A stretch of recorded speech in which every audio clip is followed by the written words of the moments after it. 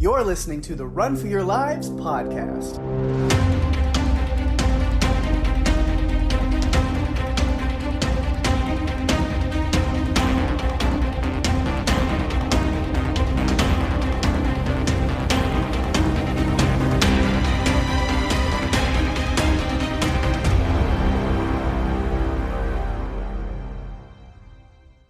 Hey everyone, welcome to the show. I'm Daphne. And I'm Pake. And this is the Run for Your Lives podcast. This episode, we're talking about the monster film Tremors 3, Back to Perfection, directed by Brent Maddock and released direct-to-video October 1st, 2001. Pake is so excited because he loves Tremors, he loves this franchise, he loves Bert Gummer. How do you not love Bert Gummer? And this is the one that brought him to life, really. Even though he was in the earlier movies, this is the one that cemented him as the king of Tremors. Oh, yeah. That's what I think, anyway. And I mean, this isn't my favorite, movie series.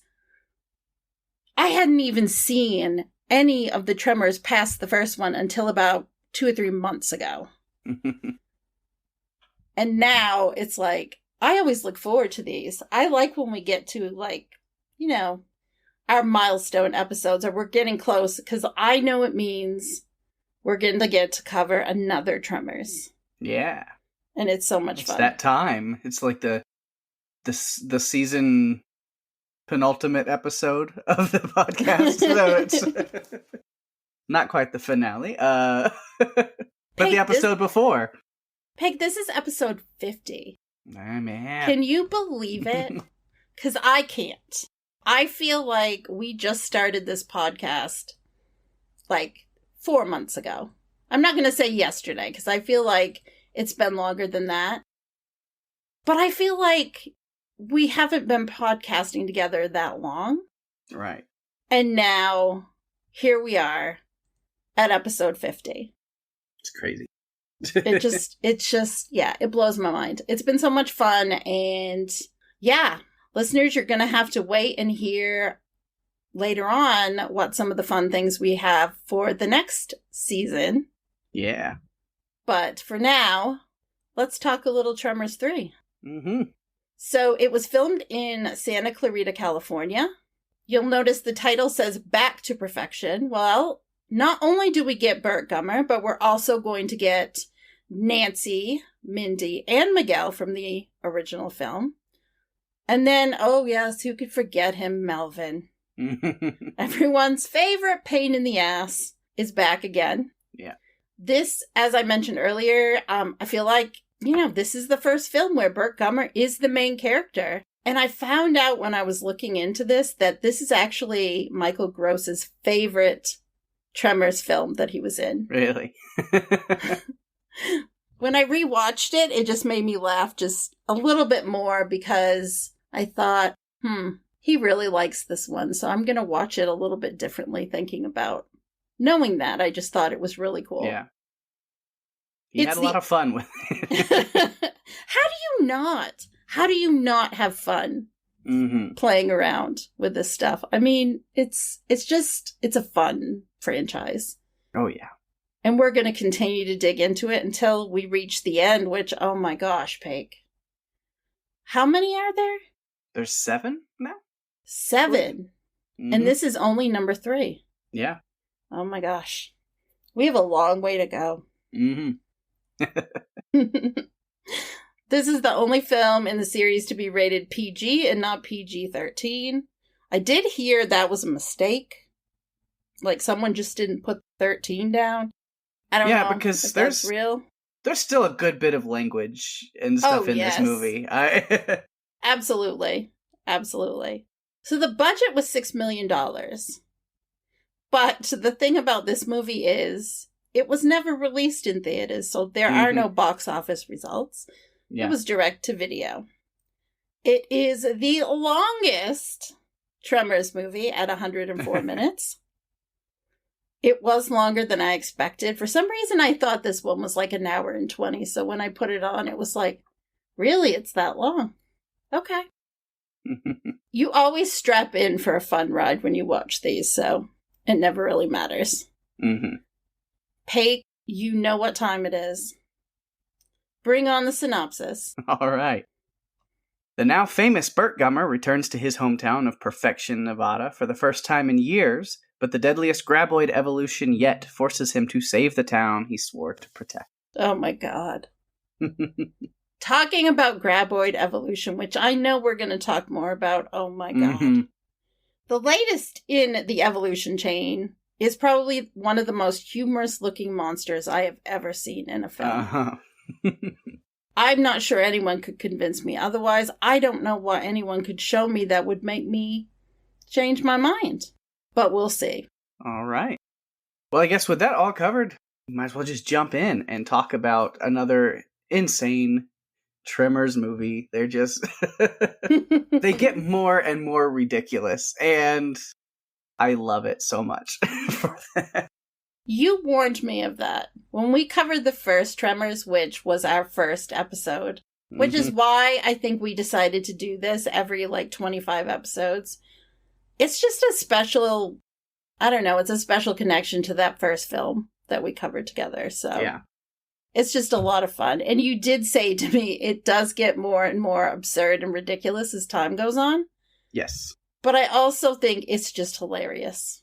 I like to watch movies that sometimes it's not about figuring out who the killer is or what the monster's going to do next. It's just about enjoying the scenery and the hilariousness that comes along with a character named Bert Gummer who just wants to have the right tools for the job at the time so he can take out all the Graboids and save his town. Mm-hmm. So yeah. Speaking of that, yeah, that is Bert. So we might as well start as we go through characters and things that there's no other place to start but with Bert Gummer. Who, incidentally, that was your favorite, wasn't it your favorite character when we did our best of? I think it was. It was so long ago. Who knows? I think he was. I'm quite sure he was. Oh, yes. Definitely was. Not a surprise. Come on. So let's talk about Bert Gummer. All right. Well, like you said just a minute ago, we pick up the movie with him being back in action. He's comfortable with dealing with shriekers and stuff, that now that he does have the correct weaponry and understanding to deal with them. Like he's doing he's in Argentina, I think it was. Yeah. Just like with a CNN, like with a news crew and stuff, just being like, yep, here's how you deal with it. Here's what I know. Because that's like what he wants to do, is he's like this prepper, survivalist kind of guy who's just going to show his expertise to those who need it. Or anyone who will listen. Yeah. And a lot of people who don't. Who doesn't love a late night news conference, though? In the middle of the night, outside. Those newscasters look pretty terrified, though. Yeah. They're like, wait, they're coming here now? Thought this was supposed to be like a fluff piece. What's going on? Yeah. A fluff piece featuring Bert Gummer. Oh my Doesn't god. Happen. No. So yeah, it's great to see that that's what he's doing with his life, is just like, because he didn't want to get back involved with stuff in the second movie, and now he's kind of embracing it. I mean, like, yep, that's who I am. I'm the Graboid guy. And then he's returned back to Perfection again after his forays off. I mean, his place is still there. He still lives there. He just is off a lot, just doing different things, traveling the world, killing Graboids. And but he comes back to Perfection, and I guess he's been away a little bit of time because a lot of things have changed. There's your Perfection Valley Ranchettes real estate group that Melvin has been running. Melvin versus Bert versus everyone. Oh my goodness. So trying to buy all this stuff out, and then of course it's become kind of a touristy little spot with the shop has just full-blown grown into a Graboid, souvenir shop. And, this is our claim to fame. This is what we got. Then some other random outsider, Desert Jack, has showed up to run his own tourist, safaris, Graboid safaris and things. It's like, what has this town become? What is... And Jack's got a great setup, which we'll talk about a little bit later, but that his character just made me laugh a lot. He never experienced the Graboids the way that Bert did, and I think that was always what divided them throughout this film. Yeah. Is Jack didn't understand the respect you had to have for the Graboids and what everyone went through. He created this fictitious Graboid expedition. Yeah. that actually looked pretty cool if you didn't know that it was fake. Right? Yeah, I guess. But yeah, 11, that's how serious, you said there's that difference of how serious things are taken. Because Bert, it's been 11 years since the first movie, the first thing. So there's been no activity of Graboid's imperfection, yet still all this time later, Bert's still reinforcing his place with all of these barriers and, underground walls and stuff to where Graboids can't get through.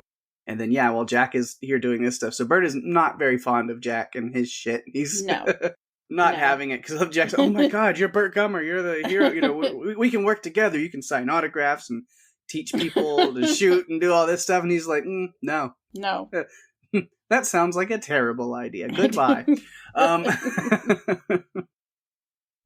Yeah, he was very annoyed by Jack's whole world. Yeah. He couldn't stand it. Jack, kind of like in the previous movie, is this, bright-eyed, entrepreneurial kind of, but we got to get you involved and stuff, and drags him in. Always. It's just like, of course. And how he does it, of course, is these government agents show up trying to protect the Graboids, Endangered Species Act, and all of this stuff. Oh my goodness. And Jack comes up with the bright idea, though, that is like, well, he makes a deal on Bert's behalf that, Bert can help them catch one alive, then he can kill the others. And that's an offer I don't think Bert loved, but he went with it. Yeah. He goes for it. And then, of course, they go out trying to catch one and do all of this stuff. And that's when run into Melvin and oh, Melvin. Things go sideways with that because it ends up getting Bert swallowed by a Graboid. Luckily, he's inside a barrel when it happens, and he's able to call Jack on the walkie-talkie to have him lure the Graboid over to his place. Where he smacks into that barrier, and then Jack's able to cut him out of the dead worm. Oh, God. Head-on collision. Yep. Yeah, you just never know, Yeah, so Bert has some great stuff in this movie. I love one of my favorite scenes. I think of his is it's just because of his reaction is when the Ass Blaster is inside their his compound, his house, whatever, and they end up because he's used to the shriekers that multiply and grow with food. Mm-hmm. And since the thing's about to get into his storeroom with all the MREs and stuff, he blows his entire base. Yeah. Just blows up everything. And then immediately afterwards learns that he does not have to do that at all because they actually go kind of comatose from eating food, and that would have been a good idea to let him eat the MREs. He's going to need a minute after that one. Yeah, he had to come to terms with a few things in this film that I think were a bit difficult for him to have to accept. Mm-hmm. But yeah, there's some great stuff. Lots of callbacks to the stuff with a lot of the characters and stuff. Even Nestor from the first movie, where his trailer's in the junkyard. Nestor. Yeah, and Bert goes and finds the booze in the trailer thank you, Nestor. But I've talked a lot about Bert. I'll let you have some words. Oh, I can go on and on words. Forever. So I love that he mentioned that he used Rhonda's research to create a thermal tracking system. Yeah. Which is a throwback, like you said, these callbacks to the original movie. Of course he's tracking the Tremors. Of course he is, because he's Bert Gummer. I thought it was interesting when the feds came in and he just basically, he's requisitioned these little remote control trucks because he's got this whole thing worked out. I mean, if you've got a problem, call Bert Gummer because he'll make a plan and it will work. Yeah. So he's really upset that the feds are saying, we have to, let them live. And So he basically says, so we let them live and we become the endangered species. And I'm like, out of the mouth of Bert Gummer. Yes. Mm-hmm. And then the feds talk about compensating them for the property. They're going to seal it off. And he's like, eminent domain, and people call me paranoid. And I'm just like, ugh.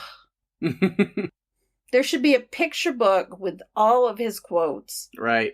Throughout the whole thing. Because it's so funny. I just look forward to what he's going to say. Even if the movie is completely ridiculous, I just enjoy whatever he has to say because I know it's going to be funny. Mm-hmm. And I need that. And he's really pissed off, too, at Melvin and his whole project. Which, Melvin, it's a dumb idea. Mm-hmm. At one point, I'm thinking you think he's a goner because he's been consumed, but you can't underestimate him. No. I love that Jack got a little respect from Bert by cutting him out of the Graboid. Yeah. But he doesn't want anyone to know. He's like, we got to keep this to ourselves. Because he would never want the great Graboid hunter, Bert Gummer, to be, ridiculed for being eaten. I mean, that just wouldn't go well. And then a little bit later, we learned that the feds had basically bitten off more than they could chew because, well, they end up gone. Mm-hmm. And then they're trying to keep everything away from Miguel's cattle. Mm-hmm. Oh, and Bert's truck. R.I.P. Bert's truck. Mm-hmm. And then we meet the next stage of the evolutionary chain in the Graboid, which Pake had warned me about. Yeah. I think you talked about it in the first podcast. We went over each of the sequels. Yeah, I did. And I think you said they light their farts on fire to move. Mm-hmm. And I couldn't understand how that could work, and then I saw it. And at one point, you're just like, he's just making these up now just to see if he can catch me up. Like, yeah. Does he ever believe anything? Yeah, so we meet that ass blaster. Unfortunately, right after that, we lose Miguel, which is sad. Because, any time that a movie brings back some characters from the first one, you don't want anything to happen to them. Yeah. Which is why I'm really worried about Jurassic World Dominion, because it's brought back all my favorites, and I just don't know what's going to happen. But that's another movie and another tangent for another time.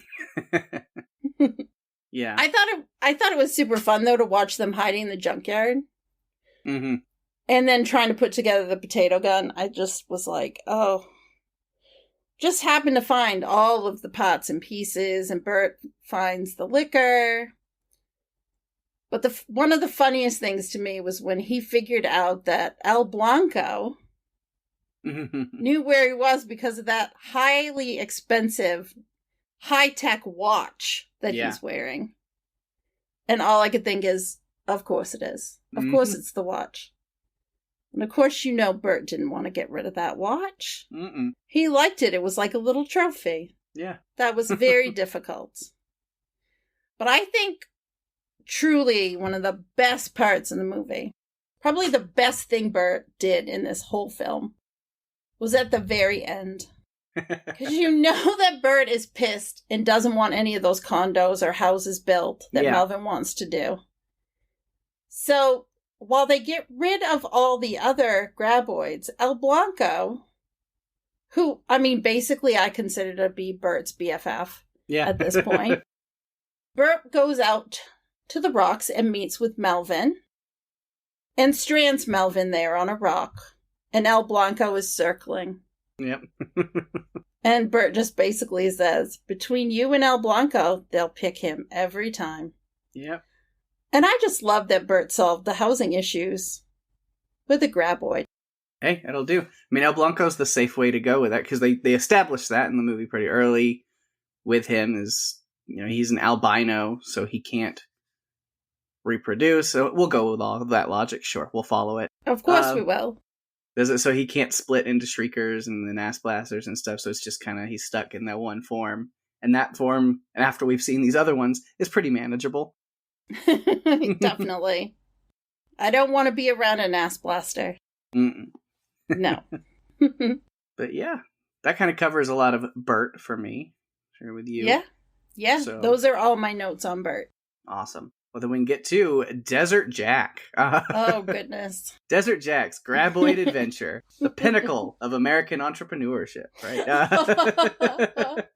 Doesn't it make you want to move out now to Arizona and start your own little Graboid adventure? It's too hot. It's too hot. It is, and you would know that because you're from Texas. And and me having felt that recently, the Texas heat, oh my God. I totally get it. Yeah. Yeah, but it's a smart idea. The guy, he knows what he's doing. Yeah, you take these tourists out in a Jeep, you fake some radar readings in a stalled vehicle, hire your buddy to blast dirt in the air and knock down fences, and then you charge a bunch for drinks when your customers are out on the rock in the heat. You know? Yes. So smart. I mean, he really had a lot of great ideas. Did not end well for his assistant, Buford. No, did not. No, definitely not. I did think it was quite creative of him, like his ideas about, with the little effects that you just mentioned. I thought those were pretty creative. Those were cool. You know, of course he wanted Bert to be part of this little adventure, but Bert is way too above all that, so he's not into it. Mm-hmm. And then, a lot of the driving thing with the movie, is fun just seeing Bert and Jack's very opposite personalities just like clashing throughout everything. But I think by the end they have a very healthy, I mean, Jack always kind of had a lot of respect for Bert, but I think Bert ends up with a big healthy, level of respect for Jack even. Yeah. Like you realize like, oh, the guy is actually really capable. But it is funny to see at first, Jack, I was like, do you honestly have to ask Bert, where are we going to get explosives? Like, you know who you're talking to, right? He probably has plenty of them in his, like, truck right now. You don't even have to go to his place. Yeah. He's got them on him. You know he does. Mm-hmm. But then I love, he's like a very complexly introspective person. He's all like the very, like, Zen, as Jody calls it, his Zen zingers, where everything that goes wrong, he's like, but if we just know to let go of the things that we can't control, and he's very like hippie, which is so not expected. And it's like, that is not Bert at all. Oh my God. The universe provides.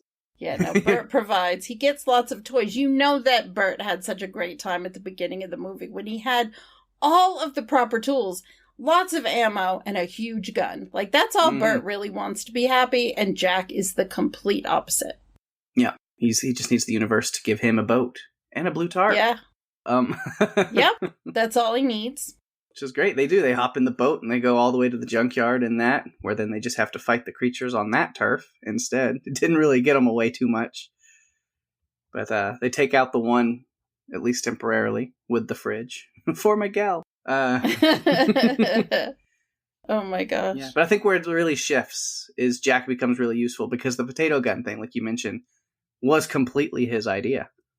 Yes, he came up with it when he was in a porta potty. Mm-hmm. I'm just like, what? Yeah, of course you came up with that idea in a porta potty. It's where you think of the best things, right? Of course. If you're struggling with getting through the day, go get in a porta potty for 10 minutes. It'll give you ideas for the rest of the day. But we're going to use this potato gun idea, pipe gun, to shoot flaming arrows. I was like, where are they going to get all of this stuff? But hey, they're in a junkyard, so I guess if there's anywhere you're going to find stuff. He has like all these like metal fence posts to use as the arrows, the spears. Score. That works. Yeah. The junkyard will provide. Mm-hmm. And the potato gun works out pretty well. They struggle a little bit with some of them, but they hit the first one dead in the chest. Boom. Work a little bit more for the second one, but they get it. And then the third one ducks and launches itself in, and they end up having to like stab an explosive into it, but they get the job done. You know what? Whatever works. Yeah. Until El Blanco comes back, and then the fridge ass blaster is back in the game. But Jack's got a good idea for that too. Of course he does. Sticks the watch to the ass blaster, and then cannibalism ensues. It does. El Blanco to the rescue. Mm-hmm. He solved a lot of problems in this movie. He did. He really did. El Blanco is the real hero of Tremors. He is. He is. And of course, Jack and Jody end up together at the end. I think it's interesting because there's a whole thing, like, Mindy had a whole thing for him. And it's just like... Oh, poor Mindy. Yeah. I have some notes on Mindy. I feel for her. She's like older women. But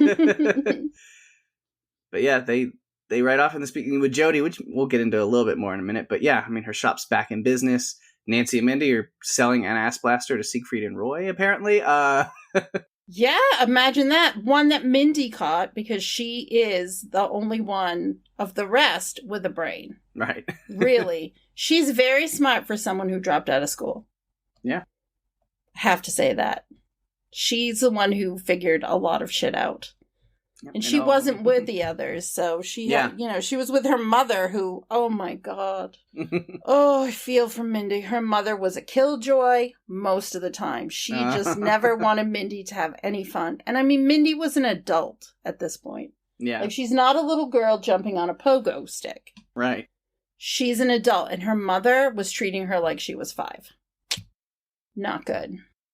I like, though, getting back to, I think... like Jody. Mm-hmm. She was Walter's niece, R.I.P. Walter, from the first movie. And I thought it was cool that Walter named the Graboids. Yeah. And Jody named the Ass Blasters. She did. She's a marketing genius. No, she is. I did. I saw that her marketing at the very beginning of the movie, because the big like mural thing on the wall of Ching's is, see an actual Graboid tentacle. She's so smart. In small letters under there. So there's no false advertisement, but yeah. You see an actual Graboid tentacle. I like that she had an MBA, but instead of like going somewhere with that and, in business, she just decides to come back and run Walter's store because she wanted to build something in perfection. Yeah, but there's all kinds of, it's become this touristy souvenir shop. There's all kinds of figurines and mugs and hats and photo opportunities and comic books and graphic novels and all these. It is Graboid City. Heaven, yeah. And she's so smart because she's read all of the comics. She's very into them. she understood like Graboids probably better, not as good as Bert does, like not as well as Bert, but she had a really good understanding of Graboids for someone who'd never seen them. Yeah. And Bert actually even tells her at one point that she's doing better at the store than Walter ever did. So I did love the one exchange where I believe she's giving Bert some mail, and I think it's about selling his property. Yeah, it's from Melvin. It's from Melvin. And she says, "Shall I file it for you?" And she puts it in the shredder. It's like, it's perfect. I love that. There's so many things to file in a shredder. It reminds me of what, the first season? Is it season 1 of The Office? Where they have that whole like, didn't you get the memos I sent? It's like, no, I didn't get them. And then Michael says, and then Pam is right there. We're like, well, actually, it's in the notes I took. I said, here's this memo from corporate. What do you want me to do with this? And you said, oh, I have a special filing place for that. And then you threw it in the garbage. Oh my gosh. I think that happened in the British version as well. Yeah. Special filing cabinet. Yes. Yeah. I can, now that's all coming to me now, that episode's so funny. We learned, though, a little bit about Earl and Grady through conversations with Jody, that Earl and Grady have a successful Graboid theme park. But I feel bad for Jody in the fact that everyone seems to have a tab at her store. Like, I'm not sure anyone pays for anything. I never saw money exchange hands once. No. Even when the agents were in there and they're like, we'll have some beers. And she's like, okay. I don't know how she makes any money. Poor woman. I mean, because everyone is just taking from the store. Yeah, there's even where Miguel says, I'll put it on my tab. You don't have a tab. No, nobody has a tab. You just pretend you do. So funny. This movie, overall, I mean, you can't even talk about it without laughing the whole way through because it was just hilarious. Right.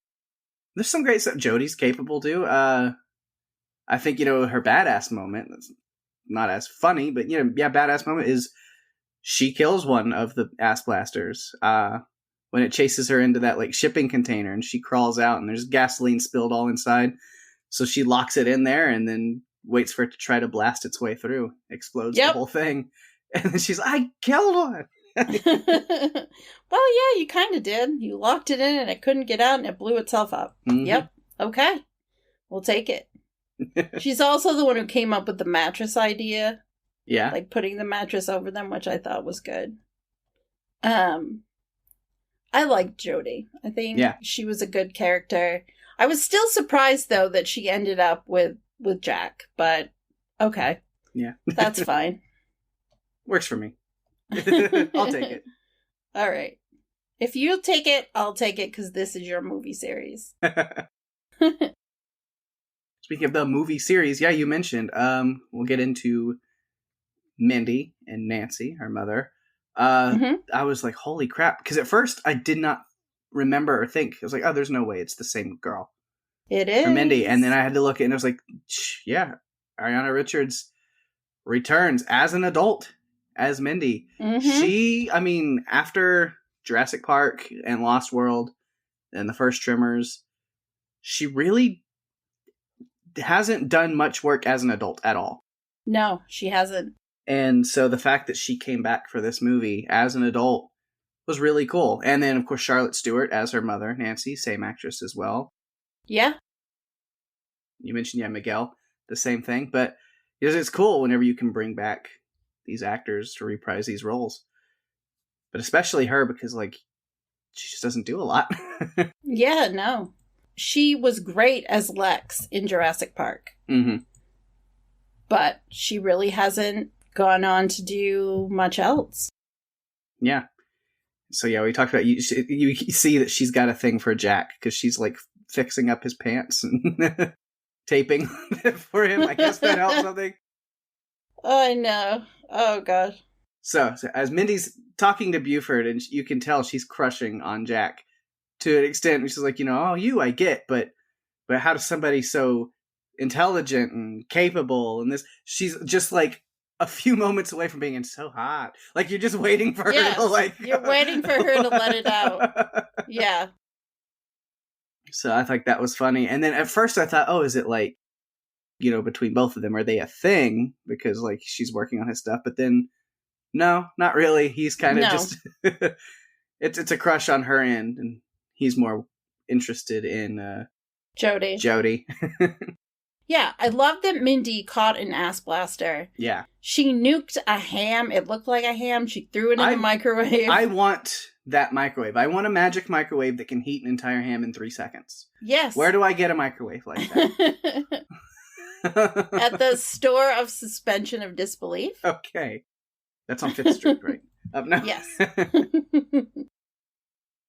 Yeah, I thought Mindy was great. Yeah. I wish Ariana Richards would do more. I was hoping she might get called to come back for Jurassic World Dominion, but she's not, as far as I know. Yeah. But I thought she had plans.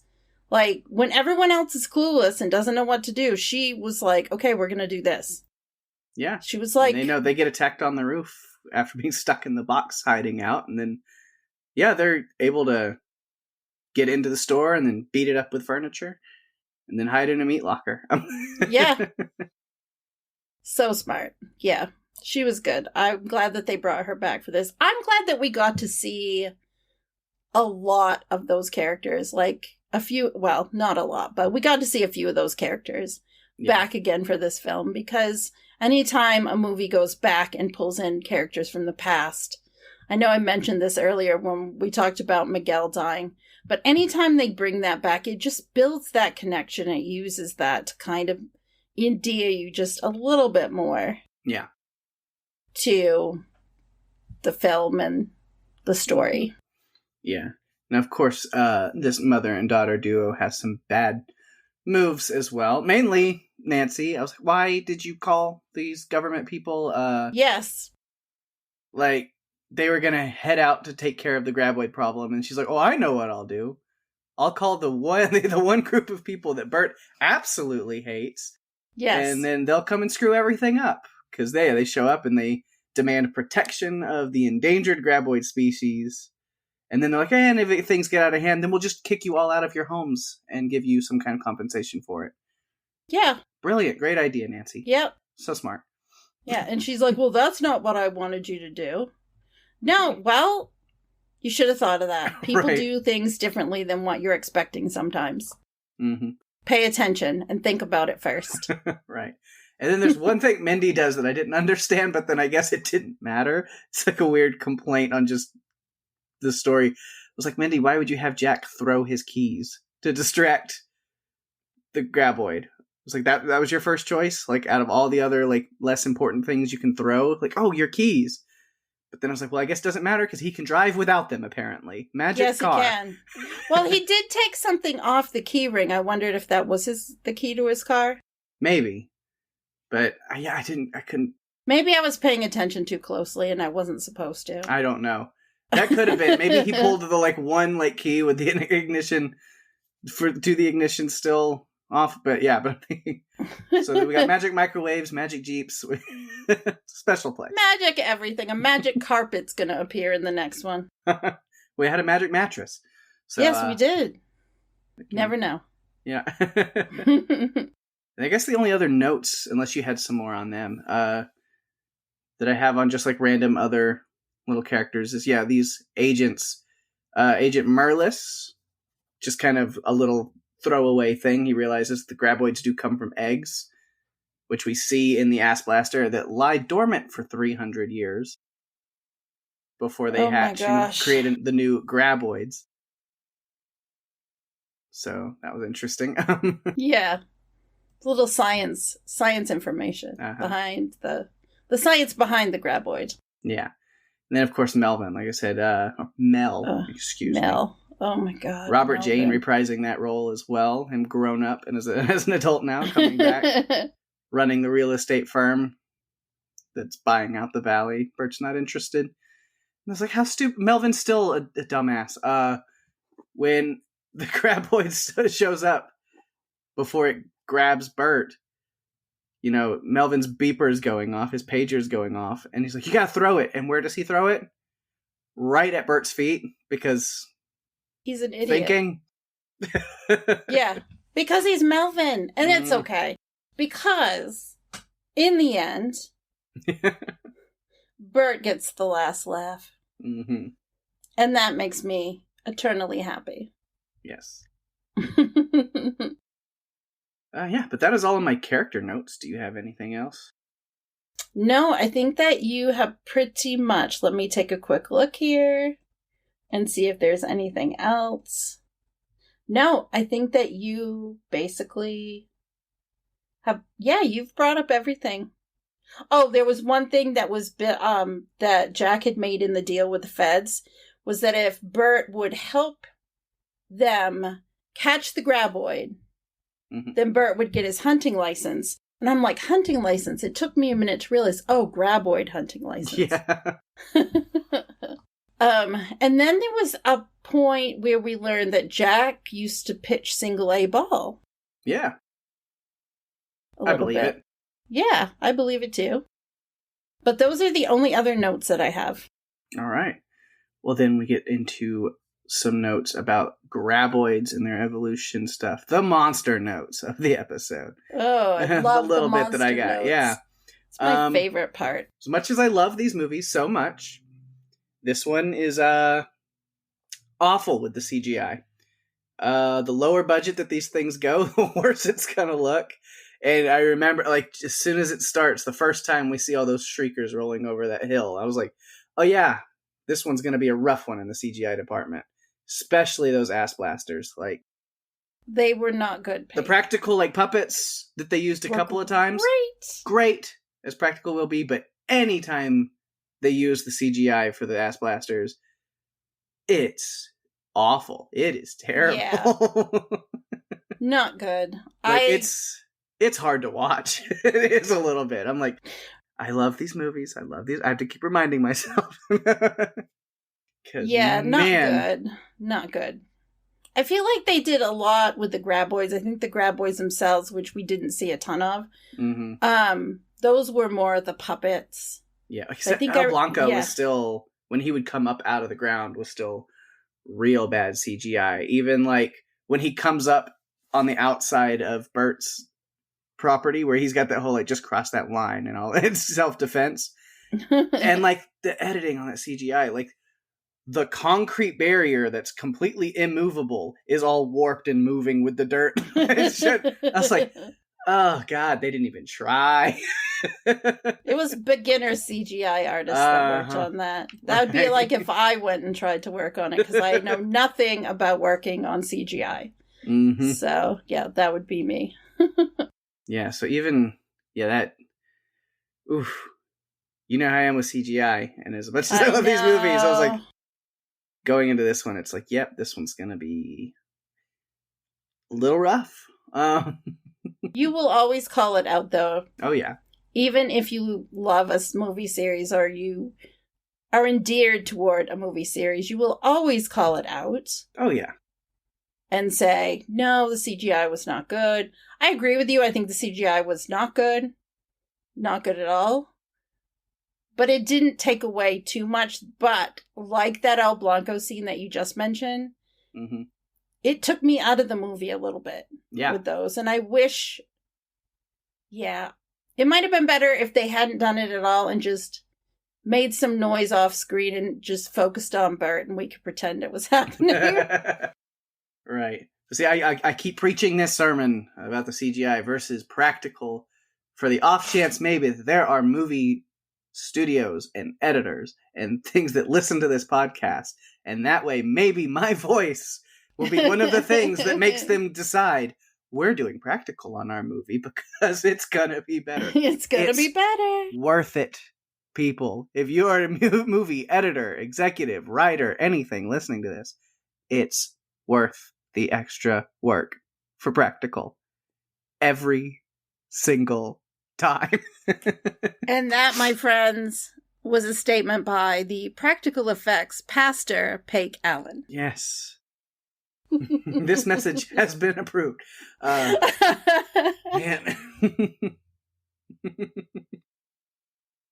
Man. I can't wait till we cover something really old.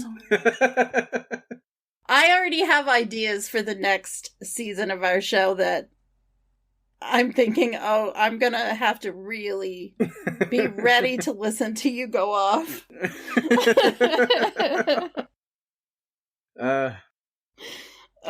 Back to the Graboid story-wise. Yes, we get through the evolutions pretty quickly. The only Graboid we really get, other than the one that does grab Bert, and then we get to see him cut open, is El Blanco. But, the other one has transformed into Shriekers.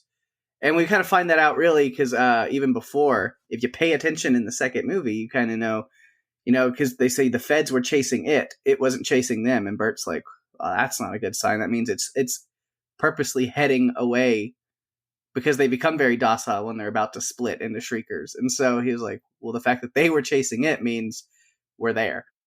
Yes. Never a good sign. Yeah, and so they chase it down. The feds, they find them. Rusk and Statler do not make it out. Murlis does survive briefly.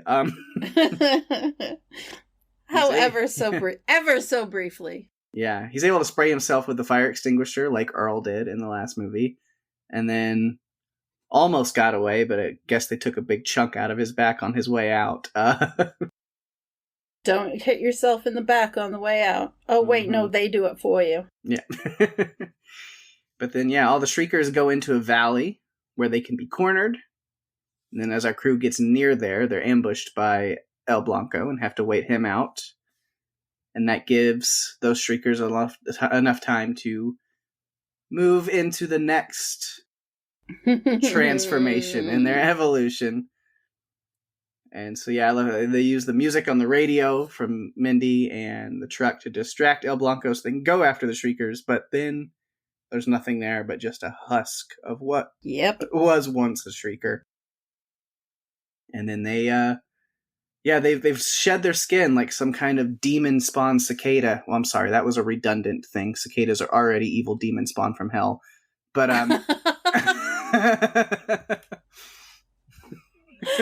oh my gosh.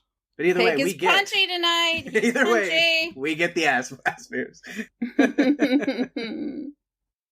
Oh my gosh. I actually enjoy how the Graboid continues to evolve. Like you, I wish that the CGI was a lot better. Yeah. So in October, this movie will be 20 years old. I guess I just wish been a little better. I mean, we did 8-Legged Freaks a few weeks ago. Uh-huh. And I think the CGI in that was better than this. Yeah. And it wasn't great, but it was better than this. Yes. This one was... Oof. Rough. Very rough. I just find it funny that someone decided that having something glide through the air by lighting its farts on fire was actually an original idea. I mean, someone actually thought it up. Mm-hmm. And said, oh, let's make these creatures. Oh, and they can glide through the air. They can fly. Oh, but only if they light their farts on fire. Right. I just don't understand how anyone could come up with that idea unless they were on some acid trip somewhere. It's creative, for sure. So creative. So creative. It's crazy. But yeah, that is all of my notes on things. Yeah, I think that's everything I have too. All right.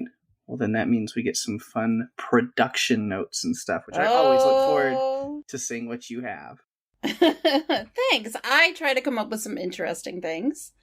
One of the things I thought was really cool was they used footage from the original Tremors for some of the Graboids. So anything that looked good, Pake, I think they took from the original film. Yeah. El Blanco is a nod to Moby Dick, which is an old albino whale who had unusual behavior, which, El Blanco does too. Mm-hmm. Bert even says, call me Ishmael at one point. So cool. Some of the Graboids were created using CGI. This was the first time that CGI was used in a Tremors film to make a Graboid. Yeah, not the Shriekers were the bad CGI in the second one, but like an actual Graboid original version, Yeah, the Graboids seen in the previous film, they were life-size puppets. Yeah. And quarter-scale miniatures, which we've talked about that before. Some of the Shriekers, as you said, were also CGI. Due to software compatibility problems, the Shrieker CGI for the second film could not be used again. So they had to use new digital models. And they used like laser scans of the existing models that were originally created by Amalgamated Dynamics. Yeah. And here's some fun stuff. The Graboid arcade game prop from the second film makes a reappearance in Jody's shop. Yep. So this is the second time a Graboid dies by slamming into concrete. First time was in the original Tremors when the first Graboid killed slams into the side of a concrete aqueduct canal. I remember that. Uh-huh. That's when I said to you, it looks like squash soup. Mm-hmm. And you said I ruined it forever. No, I still love that. I still love me some autumn squash soup. Me too. It's one of my favorite fall things. Which, Pake, it's July, but you know what? Fall's coming. I can tell we just have another month. Yeah, well, I live in Texas, so... What, I don't November? Get fall weather until like November. Oh my goodness. You have to get out of Texas in the fall and just feel a real fall. You really do. Right. Like honestly, September and October are sometimes the hottest parts of the year, it feels like. I have felt a hot Texas summer. I feel like you need to feel an authentic Northeast fall. Because I think you would love it. Because it just smells crispy in the air. Mm-hmm. It's great. So Jody gives the ass blasters their name, which we talked about, which is like our good, R.I.P. Uncle Walter, who named the Graboids. Bert is still using his vanity plate from the first movie, Uzi for you, of course. Miguel makes a fishing line out of a stick and dental floss, saying he saw it in an episode of MacGyver. And one of the screenplay writers, John Whelpley, wrote 5 episodes of MacGyver, so I thought that was kind of a cool connection. Uh-huh. In-stock comics at the store include Graboids, Shriekers, and Graboids vs. Shrieker. Those were parody comics by Dark Horse Comics. One of the comics on the store's rack is Graboids vs. Shriekers, foreshadowing the ending. Mm-hmm. Desert Jack uses Bert's watch to bait El Blanco into eating the last ass blaster. That's kind of cool. Last of the ass blasters. That's the last of the... Oh my goodness. Favorite movie. Oh no, that's the Mohicans. Never mind. No. No. So those are my fun little production notes. I didn't go too serious with them this week because this is not a movie that you get really dig deep into. It's more about some of the funny and interesting things that they do. Yeah. All right. Well, of course, can't have a great Tremors movie without some great quotes. I think you can go first. Okay, I will. Even if you steal some of mine, I'm okay with it. Honestly, I think we have completely separate quotes lists, which is great. That is fantastic. Happen. So yeah, some of my favorite, I'll go through them. The first one is Jody saying, China has pandas, Australia has koalas, and we have these. As she holds up a Graboid puppet, even if they are extinct here. Wasn't it an oven puppet? Like, isn't it an oven mitt? Kinda, yeah, an oven mitt.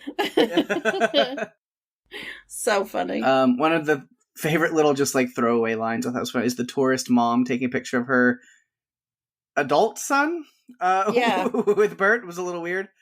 But then after the picture, thank you so much, Mr. Goober. His face said it all. His face said it all. He did not want anything to do with that foolishness. Yes. After their encounter with the first Graboid, and Jack says, the things are like the size of a whale. And Bert goes, yep, I've seen them. He's very much like, welcome to now, kid. Yeah. But yeah, you mentioned Jody naming them, and I love that whole kind of bit. She says, we discovered them, right? So we should name them. Let me think. Okay. Blast offers. Or butt launchers. That's better, huh? Oh, ass blasters. How's that? And Jack responds with, sounds like a porno film. Oh my gosh. I forgot about that one. Yeah. I forgot about how funny that conversation was. Yeah. Then before they leave Bert's compound or whatever, Bert says, escape tunnel. And Jody just goes, I like you, Bert. Which he responds, you should. Now go. Poor Bert. He must feel like he's surrounded by idiots. Yeah, and the last one, as they're building the potato gun, and Jody says, but do we have a lighter? And Jack responds, Bert does. So Bert looks at him and goes, well, how do you know? He goes, well, you're Bert. Which Bert says, damn right I am. No wonder Michael Gross loved this film the best. Oh, yeah. So this is what I have. At the start, after Bert has killed all the Graboids, he just looked at the journalist and said, any questions? Mm-hmm. And I thought that was funny. And then after Jack is talking to Bert about being part of his tour, Jack says, I've been listening to my inner voice. It's part of that, introspective Jack. And it's telling me you and I are destined to work together. What do you think? And Bert says, I think if I had an inner voice, it would be telling me to tell you to get lost. Yeah. And then Mindy, after watching what Buford and Jack do all day, she says, help, Graboid attack. Is this what you guys do all day? I mean, no offense, Buford, but it's tragically lame. Mm-hmm. And then when they're trying to figure out what to do, with all the Graboids activity, and Bert says, we hunt them down, we wipe them out, we go at dawn. Mm-hmm. He takes it very seriously. He does, because he knows. He's seen it firsthand what happens. Oh, yeah. And then at one point later, and I didn't write down when this happens, but I love this quote, and Bert just basically says, "I'm a masterpiece of self-destruction." Mm-hmm. I mean, honestly, you could just do a big quote fest of Bert Gummer because, well, he's Bert Gummer. Yeah. And those are all the quotes I have. All right. Then it's rating time. Oh my goodness. Ratings. Mm-hmm. Good old ratings. Who's start? Well, I think considering this is your movie franchise that you love, you should go first. But I thought it was if you're less knowing about something. Are you trying to make up a rule that would make me go first? I thought that was the rule. I don't know. No, it's not the rule. There are no rules. The rule is this is our podcast. We can do what we want. Yes. But that doesn't apply to this. When it comes to this, I mean, I could go first, but I don't want to break your heart. No, I don't think you could. I don't know. I might be able to with this one. Maybe. Okay. You go first. All right. I had to look at kind of where I was on the other Tremors movies. And, I mean, yeah, obviously a lot of the CGI and stuff is just... oof. It definitely hurts it a lot. But, I mean, the story-wise, it's still a lot of fun. And it's just so... Gummerful. Gummerful, is that a new adjective? I guess so. Yeah, I think, because I think Tremors 2, I landed on like an 8.3 or something like that. So, you did. Obviously, I mean, it has to take a little bit of a dip from there, but... yeah. I landed on a 7.7 on this one. 7.65? I don't know. Somewhere in there. Yeah. That's really lovely. Mm-hmm. That's so good. Well, I also took a look at where I ranked things. Mm-hmm. And I gave the first one a 7.5 and the second one a 6.9. So with this one, I liked it about the same as the second one. However, the CGI, I have to dock it. Mm-hmm. So I landed at about a 6.6. Mm. I only docked it 0.3 for the CGI. Yeah. And it doesn't mean that I didn't enjoy it a lot, because I did. It was a lot of fun. Yeah. However, if I compare it to some of the others, I feel like we have to like start over and create a new rating system that is like, and when it's comedy horror or comedy creature, this is the guideline. And when it's disaster, it's this. Serious disaster films over here. Like, it's so hard to rate a movie because if you're trying to put it in with all of the others, it doesn't always work. Yeah. So as we talk about moving into a new season and stuff, that I don't know, maybe ratings kind of stop mattering after a while, and we might just kind of cut it out completely. Yeah. We have things to talk about as we start thinking about season 3. Yeah. But one thing I know we have to keep doing in the next season is answering the feedback phone. What do people have to say about Tremors 3? Oh my god, I can't wait. It's going to be great. All right, we have a couple of voicemails this week for feedback, and I'm excited to get to that. First one, of course, we're going back in time of the week to last week's episode. We covered A Quiet Place Part 2, and I'm actually really excited to hear this one because this one comes from our good friend Mark, who, if you remember when we covered the first Quiet Place movie, he lives right down the street from where they film, like the farmhouse and the barn and like that area. Filmed all of the first movie just about, and it shows up at the beginning of that movie. So, I was visiting him and we went and hung out at the filming locations and stuff. And I think he talked about that a little bit when he did his feedback for the first movie. So I'm interested to see what he has to say about the sequel here. Me too. So let's just get to it. All right. Hi, Daphne and Pake. It's Mark here. I just wanted to leave you some feedback. And I got to listen to your coverage of A Quiet Place Part 2. And I really enjoyed it. I thought it was pretty cool. I liked what you went over, everything. I really enjoyed the movie myself. I was looking forward to it for so long. Finally got to see it. Really enjoyed it. I prefer the first one more than anything, but I thought it was a decent, really good sequel.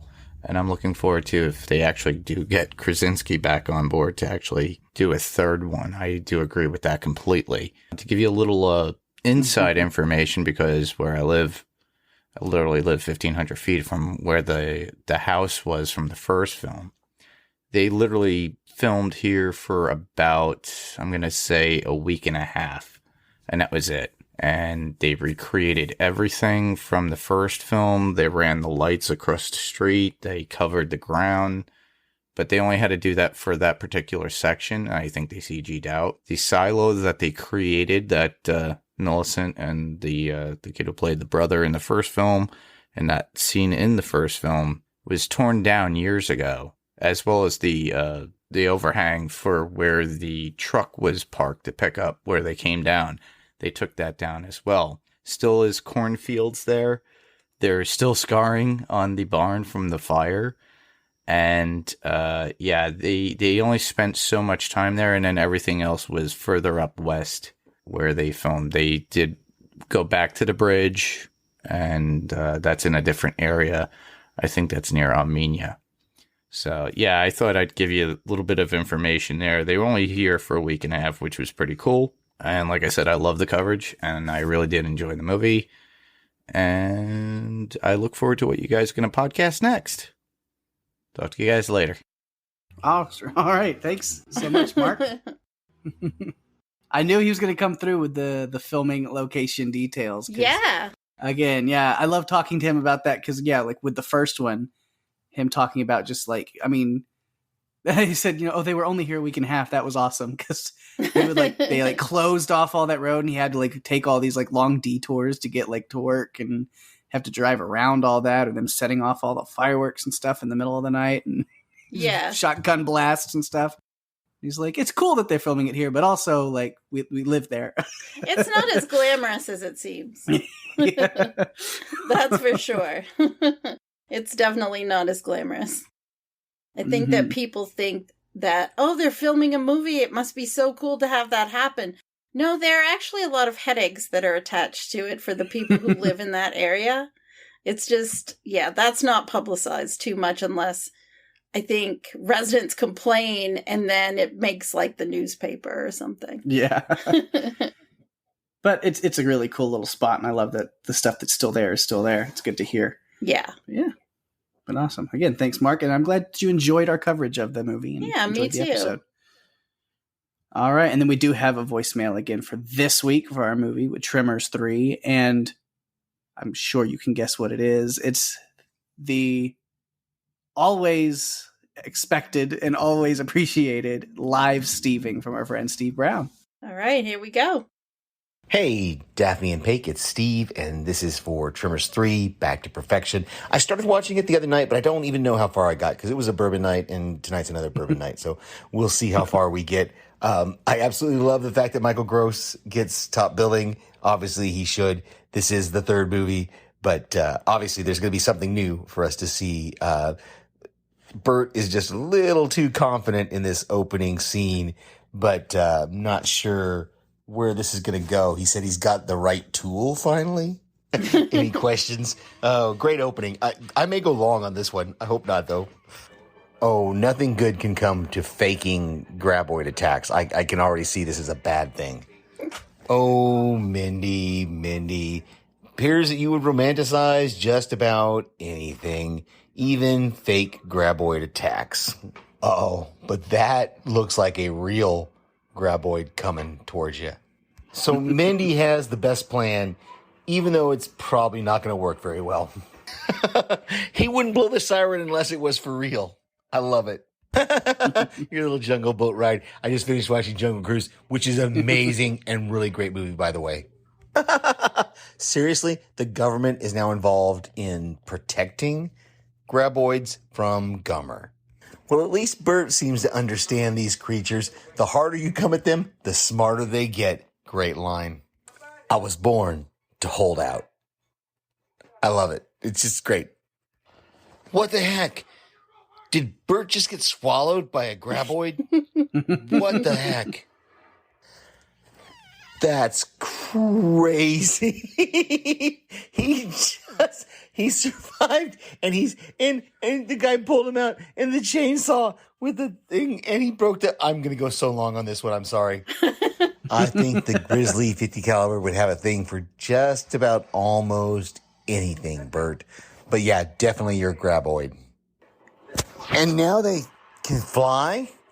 Did I miss something? Did I miss a jump somewhere?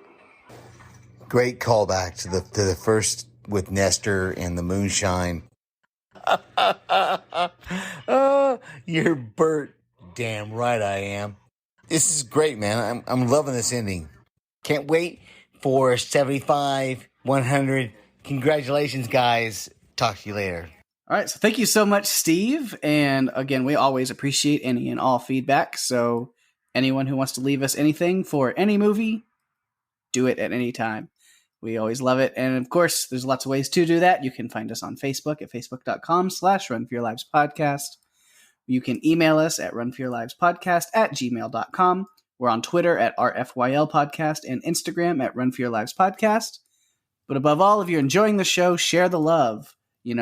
Share the posts, retweet us, do those kind of things. Or you can just send anyone to runforyourlivespodcast.com, where they can get links to all of the social media stuff, all of the podcast players, YouTube, anything and everything. Definitely. As Peg said, we totally appreciate it and look forward to bringing you more fun content. Oh, yeah.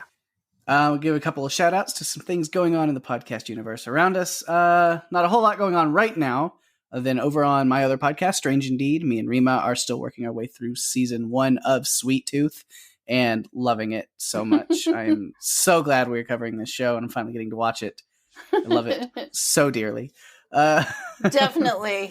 You wanted to watch it right from the beginning. The fact that you have been able to restrain yourself and wait until now, that is just shocking. Like how you can do that, because it's such a great show. Yeah. And to not be spoiled by now. That's the hard part. Yeah, that's been a really tough thing, but I've done good. Nobody spoiled me on anything yet. Don't anyone dare. No. Do not send Pake any information on Sweet Tooth. He is only on episode 2. That's as far as he's watched. Or how did you get to watch episode 3? I've watched episode 3. Okay. We haven't recorded on it yet, but I've watched it. Okay. Yeah. But then let's see what else is going on. House Podcastica is still on their break, but it ends this month. Later on, I don't have the exact date, but in this month of August, What If is the next Disney Marvel show coming up, and they will be covering that once that drops on Disney Plus. Looking forward to that. Keep an eye out for that for sure. Yeah. And then TV Podcast Industries, speaking of Disney Plus, they are still covering The Bad Batch. There's a couple of weeks left of that show. Yes. And they are still going strong over there on that one. I think it just got renewed for season 2 also, so. That's awesome. Yeah, I haven't seen a single episode of it. It's not The Mandalorian, and that I do enjoy, but haven't watched The Bad Batch. I haven't yet either. I'm a big Star Wars fan, but I haven't watched all the Clone Wars stuff and like Rebels. And I feel like I need to watch all that first and then go in. I think I've said that on here before. You have. And you haven't even started it, have you? I have too many things to watch. I know. It's hard. Yeah. Not enough hours in the day. No. If I just never had to sleep and I could just watch things all the time instead, that would be great. No, you like your sleep too much. I do. Sleep is great. But lastly, our friend Ben over on Wilhelm is releasing a new episode also today, when it should be up whenever you are listening to this. Go over to Wilhelm, you can find it. And that episode today is movies that take place in space. Ooh, lots of great ones there. And for some reason, I'm thinking that they're not going to include Friday the 13th, Jason in space, whatever it is. Jason X? Yeah, Jason X. Yeah. Somehow. Yeah, that might not make the list. No, we'll see. that would be for another list. Yeah. You'll have to listen and find out. See what Ben and his guests pick. I know. I'm excited. Wilhelm is so good. Like, it's fun. I like the topics that Ben has picked for it. And oh, yeah. I remember a group discussion on some of the titles, so. Yeah. Even if it's not a genre that I'm, like, super into, the conversation is always so good that it makes me end up adding, like, at least a movie to my, like, have-to-watch list. And yeah. I love just hearing them talk about things. I know. It's so much fun. It's funny because one of our other friends actually said to me that she likes listening to podcasts because, especially those that are done by people in our podcast group, because it feels like she's listening to friends, having a conversation. Mm-hmm. And that's just a wonderful thing. Sure. So, yeah, I've started kind of looking at it like that. Mm-hmm. Yeah, it's always fun. It's listening to what everybody else is just talking about. It's the same conversations I'd have with everybody when we're hanging out online anyway. Yeah, absolutely. And we've done that a lot, like, over the last 18 months, but we're all getting back into some of our regular stuff, and it's kind of cool. When we do hang out, there's more to talk about because we get to talk about the stuff that we're getting back into. Yeah. So it's fun. Well then, Daphne, I'll go ahead and throw it over to you to let people know what is going on next week right here on Run for Your Lives. Well, absolutely nothing. Oh, wait, no, that's next week. Scratch that. Okay, so next week, we are coming to the end of our second season. So for episode 51, we're going to revisit some of our favorite movies, monsters, and characters of this season. It's a lot of fun to go back after you've recorded, 23, 24 episodes. It's cool to look at what movies stood out, what podcasts that we did stood out, monsters and characters, like all of that stuff. And it's always fun to go back and talk about that again. Yeah, it's always a lot of fun just to kind of break down everything and talk about our favorites from the season. Of course, this last season is, well, anything that we've released since the last season wrap-up that we did. But that is episodes from when we covered The Faculty all the way through to this one you're listening to right now on Tremors 3. Yeah, and one thing that we would love is if you guys have favorite things from what we have done in the last, 23, 24 episodes, any of those monsters, characters, movies, or the podcast itself, what are some of your favorites? We really would like to know. Yeah. And we're interested in hearing from you guys what are your favorites? Because we want to include that in next week's episode.